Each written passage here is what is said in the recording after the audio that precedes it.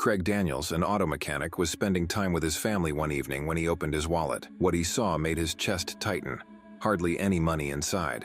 Bills were due, and the weight of responsibility grew heavier. He didn't say anything to his wife, but the thought followed him into the next morning. As Craig left for work, something outside his apartment caught his eye. A piece of paper was pinned to his door. He walked closer and froze. It was an eviction notice, a legal warning that shook him deeply. His home, his family's shelter, was now at risk. He pushed himself to keep going, heading to the garage where he worked.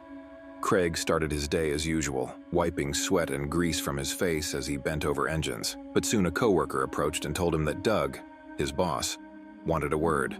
Craig walked into the office, and moments later walked out jobless. The news hit like a hammer. He had been let go.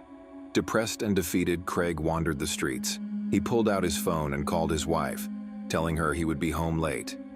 He claimed he was meeting a friend for drinks, but in truth, he just couldn't face going home right away.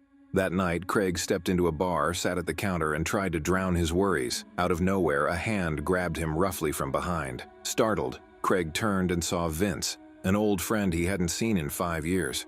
Vince laughed loudly, admitting he was only joking by pretending to be a thief. Craig was both relieved and surprised. Vince insisted on paying for his drinks, but Craig said he needed to leave. Vince wouldn't allow it. "It's been 5 years. I'm not letting you run off now," Vince said with a grin.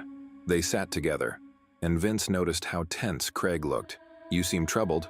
Vince asked. Craig opened up about being married now, with a 15-month-old son named Keenan. He showed Vince a picture of the boy, and Vince's face lit up. But Craig also admitted that his life wasn't easy. He had just lost his job that very day, and he needed $4,500 to cover his problems. Vince thought about it but shook his head. "I don't have that kind of money. Once I broke a man's arm for $80 in front of his daughter. Can you imagine doing something like that?"